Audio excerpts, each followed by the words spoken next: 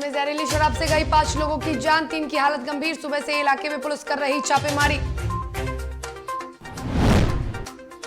बिहार में मौसम विभाग ने किया अलर्ट जारी। 28 जनवरी से बिहार में फिर बनेगा कोल्ड डे की स्थिति। 72 घंटे तक प्रदेश में नहीं होगी बारिश। आरआरबी एनटीपीसी के छात्रों के प्रदर्शन के बाद रद्द हुई परीक्षा, तो प्रेस वार्ता कर रेल मंत्री ने अभ्यर्थियों को समझाया।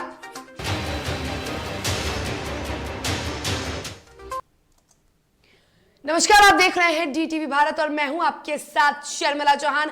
खबरों की शुरुआत इस वक्त की बड़ी खबर के साथ करेंगे।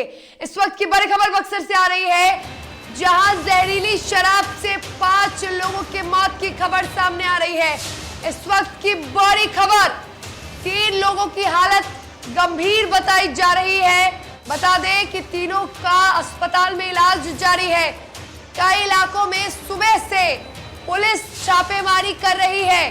केवली पंचायत के अमसारी गांव की घटना, बड़ी खबर बक्सर से आ रही है।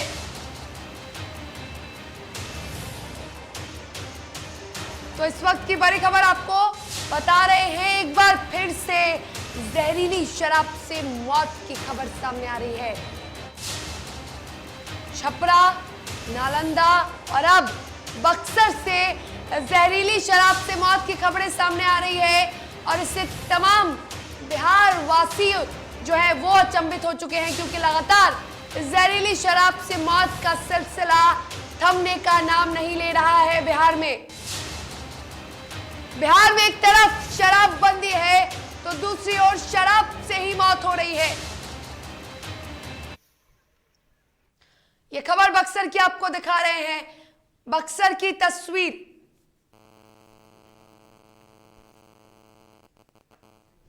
चलिए इस पर अधिक बातचीत करते हैं। हमारे साथ हमारे सहयोगी बक्सर से सुमित पांडे जुड़े हुए। सुमित, क्या अधिक जानकारी है? फिलहाल क्या स्थिति है वहां की? 5 लोगों की मौत की खबर सामने आ रही है। जी शर्मिला, आपको बता दें कि कल रात को जो है डुमरांव अनुमंडल के खेवली के अमसारी गांव में यह पार्टी चल रही थी, शराब की पार्टी चल रही थी, जिसको पीने से, जहरीली शराब को पीने से 5 लोगों की फिलहाल मौत हो चुकी है। लेकिन अभी जो सूत्रों से पता चल रहा है तो इसमें जो संख्या है वो एक और बढ़ी है और लगभग 6 जो मौत है उसकी बात कही जा रही है। लेकिन अभी तक जो खबर आ रही है, जिसकी पुष्टि हम अभी कर रहे हैं, तो वो अभी 5 मौतों की पुष्टि है। लेकिन एक की अभी सूत्रों से पता ये भी चल रहा है कि एक और व्यक्ति की मौत इसमें हो चुकी है और 3 व्यक्ति जो है अभी फिलहाल गंभीर अवस्था में अस्पताल में रेफर है, जिनमें से एक जो है वो उनको डिस्चार्ज कर दिया गया है और उन्हें वो अपने गाँव पे आ रहे हैं। जी शर्मिला, बिल्कुल। और आपने कहा शराब पार्टी चल रही थी, तो जितने भी लोगों की मौत हुई है, यानी करीब 5 या 6 लोगों की मौत हुई है, तमाम लोग शराब पार्टी में शरीक थे? जी बिल्कुल, ये एक तालाब है जहाँ पर कि मछली, वहाँ पर मछली का पालन किया गया है और वहीं पर ये मछली की पार्टी चल रही थी, जिसमें ये शराब का सेवन किया जा रहा था। और वहाँ पर और भी लोग थे, लेकिन उन्होंने शराब नहीं पिया और इन लोगों ने जो शराब पी रखी थी और ये अपने घर पर गए हैं और घर जाने के बाद इनकी तबीयत खराब हुई है। परिजन जो है इन्हें लेकर के अस्पताल गए हैं, जहाँ पर कि रास्ते में जाते हुए ही 3 लोगों की जो मौत है वो हो चुकी थी, जिसकी पुष्टि अनुमंडल अस्पताल के कर्मचारियों ने की है और बाकी लोगों की मौत अस्पताल से रेफर करने के बाद हुई है। जी शर्मिला, बिल्कुल। तो बाकी लोगों की मौत अस्पताल में रेफर करने के बाद हुई है। फिलहाल प्रशासन का क्या कहना है इस तमाम मामले में?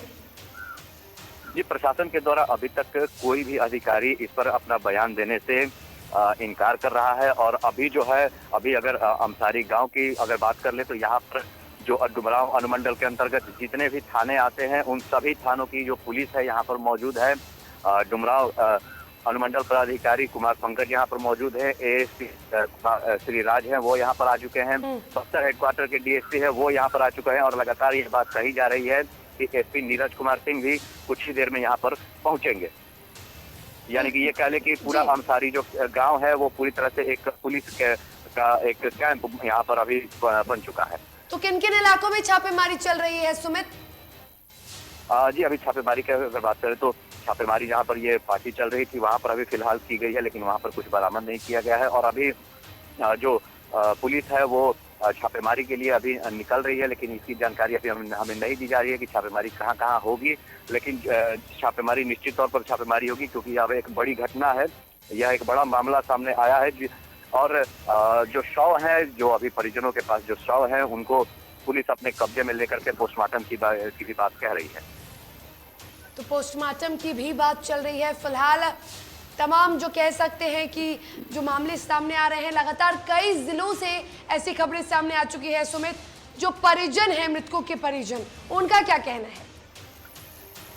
मृतकों के परिजन से हमारे एक परिजन से बात हुई। उन्होंने साफ तौर पर कहा है कि इन्होंने शराब पी थी कल रात में और इनकी तबीयत खराब हुई और जहरीली शराब से ही मृत्यु इनकी हुई है। साथ ही साथ उन्होंने पुलिस प्रशासन पे भी एक बड़ा सवालिया निशान खड़ा करते हुए उन्होंने बताया कि पुलिस क्या कर रही थी, प्रशासन क्या कर रही थी, जबकि शराबबंदी का इतना बड़ा जो नारा दिया जाता है पुलिस प्रशासन या बिहार सरकार के द्वारा, तो इसमें परिजनों का साफ तौर पर कहना है कि यह प्रशासन का फेल्यूर है, पुलिस का फेल्यूर है, क्योंकि पुलिस को भी पता रहता है। फेल्यूर है सुमित, लेकिन गलती उन लोगों की भी है जो शराबबंदी कानून का पालन नहीं करते हैं।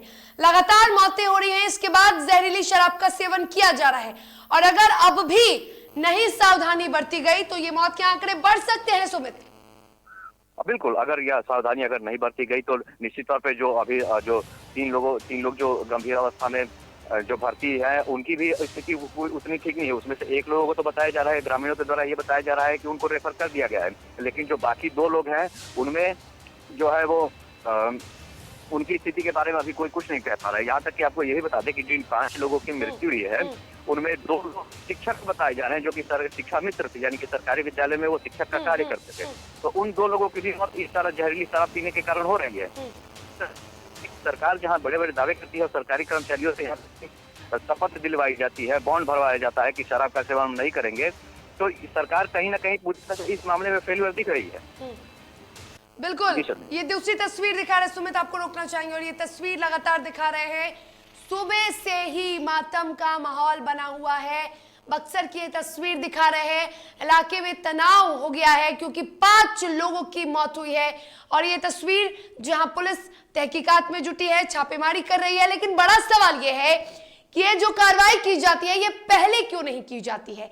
क्या पुलिस को जानकारी नहीं होती है कि इलाकों में शराब का निर्माण हो रहा है, धड़ल्ले से शराब की बिक्री हो रही है, शराब का सेवन किया जा रहा है? क्या इन बातों की जानकारी पुलिस को नहीं होती है? जब भी कोई अनहोनी होती है, जब भी कोई बड़ा हादसा होता है, बड़ी घटना घटती है, तभी क्यों पुलिस की सक्रियता देखने को मिलती है? ये भी बड़ा सवाल है। चलिए अब बक्सर के जो मुखिया हैं उनका भी आपको बयान सुनाते हैं। देखिए, जहरीली शराब के बारे में अभी पुष्टि नहीं हुई है, क्योंकि हम लोग अभी तो सुन रहे हैं जैसे चूँकि रात का मामला था, ठंडा के मौसम के चलते सारे लोग देहात गांव में तो 9 बजे 8 बजे सो जाते हैं। तो अभी क्या है सच्चाई, अब जा रहे हैं हम लोग वहाँ गाँव में। मौत तो अभी तक 5 लोगों की हॉस्पिटलाइज हैं, वहीं से हम आ रहे हैं, वहाँ थे, रात भर हम वहीं थे। सुमित, मुखिया भी वहां के जो है वो भी पहुंच रहे हैं परिजनों से मिलने। क्या ऐसा लगता है कि जो आंकड़े हैं वो बढ़ सकते हैं? जी बिल्कुल, आंकड़े जो है वो बढ़ भी सकते हैं, क्योंकि जो 2 लोग रेफर है उनकी स्थिति ठीक नहीं बताई जा रही है और आंकड़ा जहाँ तक सूत्रों से पता चल रहा है कि एक आंकड़ा जो है वो बढ़ भी गया है और 5 की जो मौतें थी वो अब 6 हो चुकी हैं, लेकिन इसकी अभी तक आधिकारिक पुष्टि अभी तक नहीं हो पाई है। लेकिन सूत्र यह बता रहे हैं कि एक जो व्यक्ति जो गंभीर अवस्था में रेफर थे उनकी भी मौत हो चुकी है। पुलिस पुष्टि कर रही है कि नहीं शराब से मौत की? पुलिस का क्या कहना है मौत को लेकर? क्या कह रही है पुलिस? पोस्टमार्टम के बाद जानकारी मिलेगी। जी बिल्कुल, पुलिस जो है अभी कुछ भी बोलने से भी कतरा रही है। अधिकारी जो है एएसपी राज है, हमने उनसे भी चाहा कि वो एक आधिकारिक बयान दे, लेकिन वो भी साफ तौर पर अभी मना कर रहे हैं और कह रहे हैं कि अभी चीजें जो है वो थोड़ी और क्लियर हो जाए, उसके बाद उच्च अधिकारियों से बात करके ही इस मामले में कुछ बोला जाएगा। तो एक तरह से कह लें कि जो अधिकारी हैं वो अभी काफी फूक कर कदम रख रहे हैं और मीडिया से थोड़ी सी दूरी उन्होंने बना करके अभी फिलहाल रखी हुई है। तो मीडिया से तो दूरी बनाई है और कुछ भी कहने से बचते नजर आ रहे हैं अधिकारी। लेकिन बड़ी खबर यह है कि 5 लोगों की मौत हुई है, लेकिन आपको बता दें कि 6 लोगों की मौत की खबर आ रही है। हालांकि फिलहाल सूत्रों के हवाले से बड़ी खबर आ रही है कि 6 लोगों की शराब से मौत की आशंका जताई जा रही है। जहरीली शराब पीने से 6 लोगों की मौत हुई है। तमाम जानकारी के लिए आपका बहुत शुक्रिया सुमित।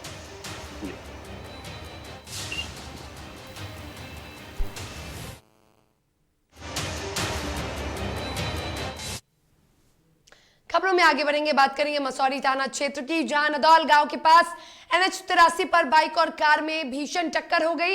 हादसे में बाइक सवार 2 लोगों की मौके पर ही मौत हो गई। दोनों मृतक की पहचान राजीव रंजन विद्यार्थी और क्रांति देवी के रूप में हुई है, जो जहानाबाद की रहने वाले बताए जा रहे थे। बता दें कि घटना से आक्रोशित लोगों ने शव सड़क पर रखकर प्रदर्शन किया। NH-83 को 3 घंटे तक जाम रखा गया और इससे यातायात भी बाधित रहा।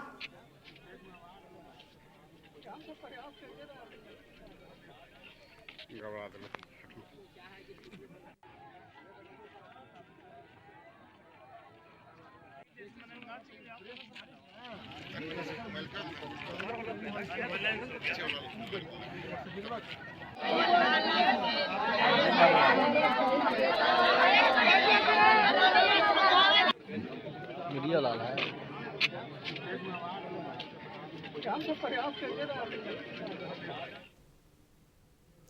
और बक्सर के डुमरांव में एक दर्दनाक हादसा हुआ, जहां एक महिला अपने 3 बच्चों के साथ पैसेंजर ट्रेन के सामने आ गई। सभी की दर्दनाक मौत मौके पर ही हो गई। एक साथ 4 की मौत ने सबको झकझोर कर रख दिया।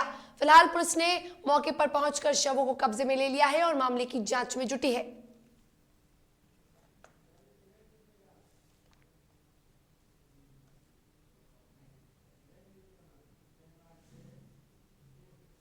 खबरों के सफर में वक्त हो चला है एक छोटे से ब्रेक का। ब्रेक के बाद खबरों के साथ जल्द लौटेंगे।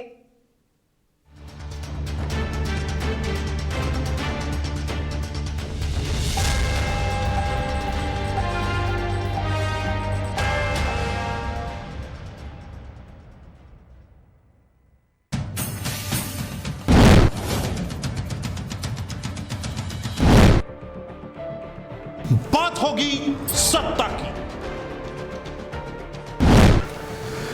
बात करेंगे व्यवस्था की। वादे नारे कहां गुम हो गए जनाब? किसान, मजदूर, नौजवान सब हैं परेशान। बेरोजगारी, पलायन आज भी है बरकरार। कहां तो तय था सड़क से लेकर संसद तक उठाएंगे आवाज, लेकिन अब ना हो परेशान, क्योंकि डीटीवी उठाएगा आपकी आवाज।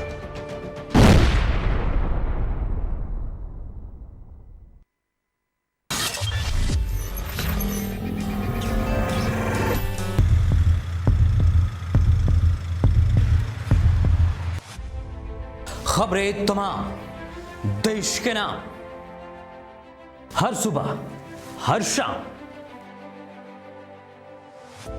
हमारी मुहिम से मिले नई पहचान। बिगड़े हालातों में भी बेहतर परिणाम, रहेंगे हर पल आपके साथ। स्थितियां जो भी हों, आप तक खबरें पहुंचाएंगे। कोरोना जैसे संकट में न दूर थे न दूर जाएंगे। समाज से जुड़े हर मुद्दे को उठाएंगे। अगर होगा गलत तो मुहिम चलाकर विरोध भी जताएंगे। पत्रकारिता का हर फर्ज निभाएंगे, क्योंकि हम हैं डीटीवी भारत। देश की राजनीति में क्या चल रहा है? क्या कुछ बड़ा होने जा रहा है? क्या राजनीतिक खिचड़ी पक रही? क्या सियासी गलियारों में गर्माहट बढ़ रही? आपके उलझे सवालों को हम समझाएंगे।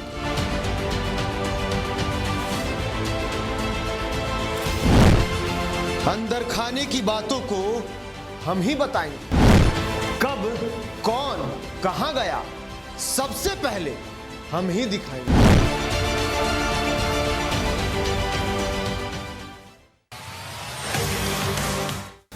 टीवी के साथ सोशल मीडिया पर भी है पकड़। यहां होती है जनता की बात, चाहे हो दिन या हो रात। सरकार तक पहुंचाते हैं आपके हाल। आपके मुद्दों पर हम पूछते हैं तीखे सवाल। सरकार की डार्लिंग महंगाई से आदमी मर रहा है, अब क्या बोले ज्यादा। जिस पर होती है सबकी नजर, हम दिखाते हैं नो फिल्टर खबर। नीतीश कुमार की सरकार को 1 साल हो चुका है। पिछले साल विधानसभा चुनाव हुआ, जिसके बाद बिहार के मुख्यमंत्री बने नीतीश कुमार।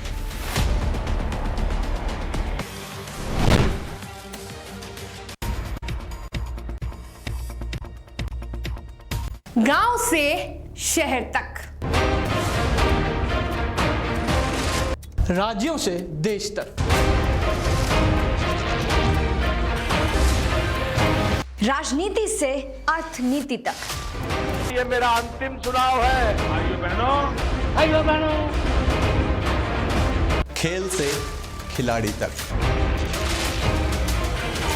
सितारों से आसमान, खेत से खलियान तक, सत्ता से संग्राम तक, अपराध से अंजाम तक, हर खबर पर रखते हैं नजर।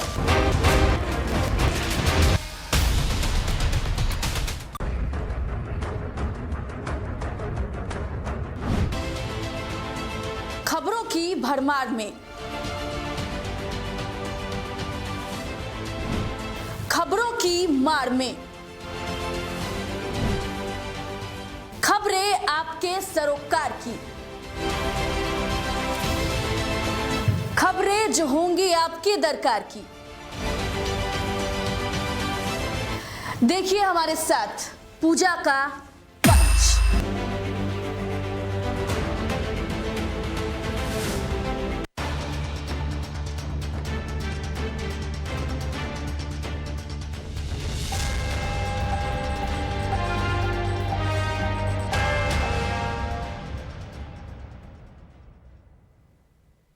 ब्रेक के बाद एक बार फिर से आप सभी का स्वागत है। भागलपुर की बात करेंगे, जहां ईसाचक थाना क्षेत्र के भीकनपुर स्थित बढ़ई टोला के रहने वाले होम्योपैथिक के डॉक्टर अशोक कुमार के खाली घर में देर रात चोरों ने चोरी की घटना को अंजाम दिया। 4 लाख से अधिक की चोरी कर चोर फरार हो गए। पीड़ित डॉक्टर ने बताया कि उनका 2 मकान है और इसकी वजह से उनका परिवार दूसरे घर पर गया हुआ था और यहाँ ताला बंद था। सुबह जब लोग आए तो उन्होंने घर का ताला टूटा देखा। घर का सारा सामान बिखरा हुआ था। डॉक्टर ने बताया कि 1.5 लाख रुपए नगद और बच्ची की शादी के लिए जमा किया गया गहना भी चोर साथ ले गए। वहीं घटना की सूचना के बाद पुलिस छानबीन में जुटी और आसपास लगे सीसीटीवी कैमरे को खंगालने में जुटी है। सुबह जब आते हैं तो देखते हैं कि ताला टूटा हुआ है और मेरा गोदरेज, अलमारी, सब जितना भी सामान था उसके अंदर रखा हुआ सब लेकर के चला गया। कितने की चोरी हुई? नगद करीब 1.25 से 1.5 लाख के लगभग होगा और ऑर्नामेंट्स था, वाइफ का था, बच्ची का शादी के लिए जो जमा कर रहे थे वो सब था। और इस वक्त की बड़ी खबर ठंड को लेकर है। मौसम विभाग ने एक अलर्ट जारी किया है। बिहार में ठंड को लेकर मौसम विभाग ने जारी किया अलर्ट। 28 जनवरी से प्रदेश में बनेगी कोल्ड डे की स्थिति। 72 घंटे तक राज्य में नहीं होगी बारिश। बड़ी खबर आपको बता रहे हैं। मौसम विभाग ने बिहार के कई जिलों को अलर्ट किया है। कोल्ड डे का अलर्ट किया गया है। अधिकांश इलाकों में तापमान में कमी आने वाली है, तो वहीं दक्षिणी पूर्वी इलाकों में ठंड का असर रहेगा।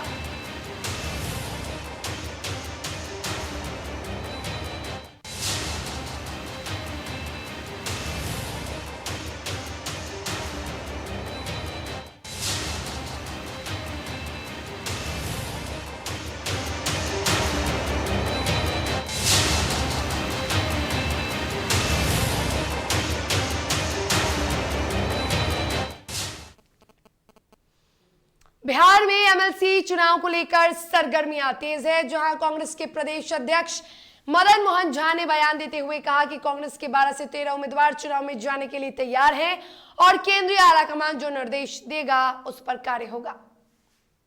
अभी आलाकमान से बातचीत नहीं हुई है। अभी देश में और बहुत समस्याएं हैं, बहुत जगह चुनाव है। इस पर हमारी प्रभारी से बात हुई है।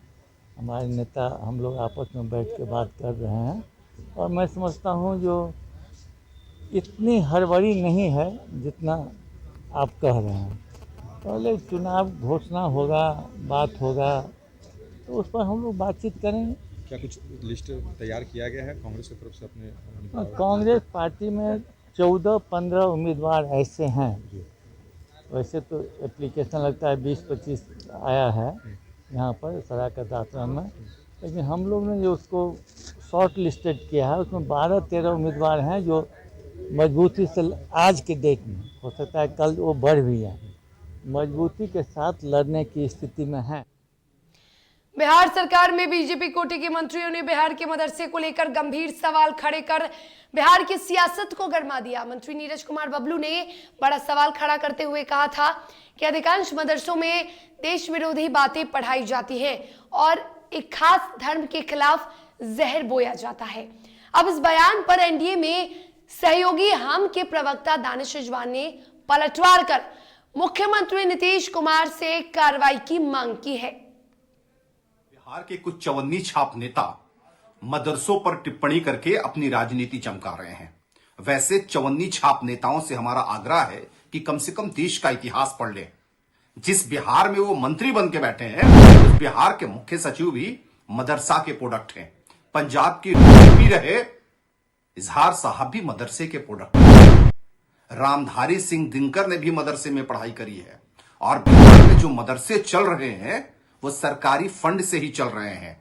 तो आप मंत्री हैं और मदरसों पर ही टिप्पणी कर रहे हैं जिसको आप खुद चला रहे हैं और ये कह रहे हैं कि मदरसों में आतंकवाद की पढ़ाई होती है। तो लानत है आप पर कि आप अपने सरकारी फंड से ही आतंकवाद की पढ़ाई कर रहे हैं। कम से कम टिप्पणी करने से पहले मदरसों का इतिहास पढ़ लीजिए। अनर्गल बयानबाजी करिएगा तो मदरसा वो आसमान है जिस पर अगर आप थूकिएगा तो वो थूक आपके मुंह पर पड़ेगी। रेलवे भर्ती बोर्ड की परीक्षाओं को लेकर छात्रों का प्रदर्शन बिहार के साथ ही उत्तर प्रदेश के कई इलाकों में फैल गया है। अभ्यर्थियों ने पटना के साथ यूपी के प्रयागराज में भी प्रदर्शन किया और इसी बीच दिल्ली में रेल मंत्री अश्विनी वैष्णव ने अभ्यर्थियों से शांति बरतने और रेलवे की संपत्ति को नुकसान न पहुंचाने की अपील की है। रेल मंत्री ने कहा कि अभ्यर्थियों के विरोध के मद्देनजर गैर तकनीकी और रेलवे बोर्ड के लेवल 1 की परीक्षाओं पर रोक लगा दी गई है। उत्तीर्ण या अनुत्तीर्ण अभ्यर्थियों की सुनवाई के लिए एक समिति का भी गठन किया गया है। संभाल के रखें। आपकी जो ग्रीवेंसेस, जो कंसर्न्स, जो पॉइंट्स अभी तक उभर के आए हैं उन सब पॉइंट्स को हम सीरियसली एड्रेस करेंगे। जैसे ही रिजल्ट निकला, आपने जब मुद्दे रेज किए थे, हम लोगों ने ट्रांसपेरेंटली आपके सामने शॉर्टलिस्टिंग का प्रोसेस कंप्लीट रखा था। फिर भी आपके मन में संशय है। मैं मानता हूं कि आपके मन में संशय है, इसको मैं समझ भी सकता हूं। मैं भी इसी तरह की एक प्रणाली से गुजरा हुआ हूं, समझ सकता हूं इसको मैं। इसलिए एकदम सीरियसली आपके सारे पॉइंट्स को लेंगे। मेरा निवेदन है कि कोई भी छात्र कानून को हाथ में न ले और जो कमिटी बनाई है और हर एक आरआरबी के चेयरमैन को बोला गया है कि आप जहां पर भी जो भी अपने कंसर्न्स आपके सामने फॉर्मली इनफॉर्मली रखना चाहे, आप उनकी बात सुनिए और उसको सारे कंसर्न्स को कंपाइल करिए। कंपाइल करके कमिटी के पास भेजें और कमिटी आपके साथ डायरेक्टली भी कांटेक्ट कर रही है। एक ईमेल एड्रेस ऑलरेडी आपके सामने पब्लिसाइज किया गया है। इसके अलावा कमिटी फिजिकली भी देश के कई जगह में जाके आप लोगों से मिलेंगी। तो मेरा निवेदन है सबसे पहले कि आप इसको मुद्दे को, इस बात को सीरियसली लें और रेलवे आपकी खुद की संपत्ति है, इसको सुरक्षित रखें और कानून को हाथ में न लें। और इसी के साथ खबरों के सफर में फिलहाल इतना ही। तब तक के लिए मुझे दीजिए इजाजत। अब स्वस्थ रहिए, सुरक्षित रहिए और देखते रहिए DTV भारत। नमस्कार।